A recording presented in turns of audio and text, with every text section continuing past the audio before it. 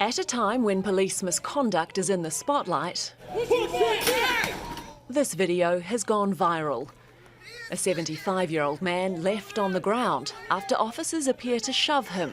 Police in Buffalo initially said he'd tripped and fallen, then changed their statement, adding that 2 officers had been suspended.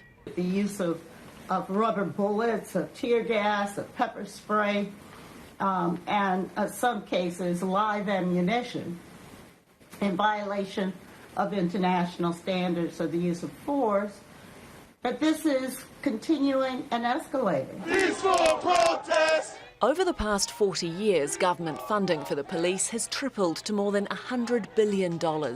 Police departments have also been reinforced with excess equipment from the US military, all as crime rates have dropped. The death of George Floyd sparked outrage and condemnation across the US and in many other countries.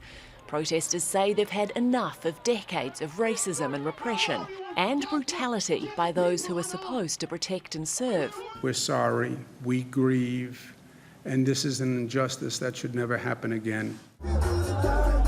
But despite the mostly peaceful protests, critics say there's plenty of evidence the injustice is continuing, with several confrontations since Floyd's death now under investigation.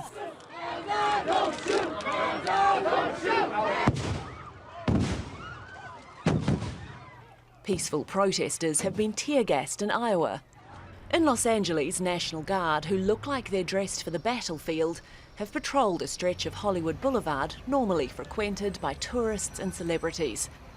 And police swing batons at people who witnesses say were simply standing with their hands up.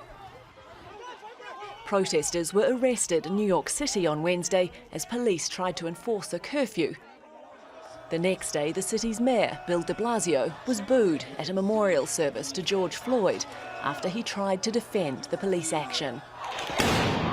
President Donald Trump, too, accused of weaponising his response to the protests by threatening to send in the military if demonstrations aren't brought under control. The streets outside the White House were forcefully cleared before Trump's photo op on Monday. Several protesters and the American Civil Liberties Union are suing the police over what happened. While the vast majority of police officers do their job bravely and righteously, it is undeniable that many African Americans lacked confidence in our American criminal justice system. This must change. No justice, no peace! Protesters hope that change will come, perhaps in this little girl's lifetime.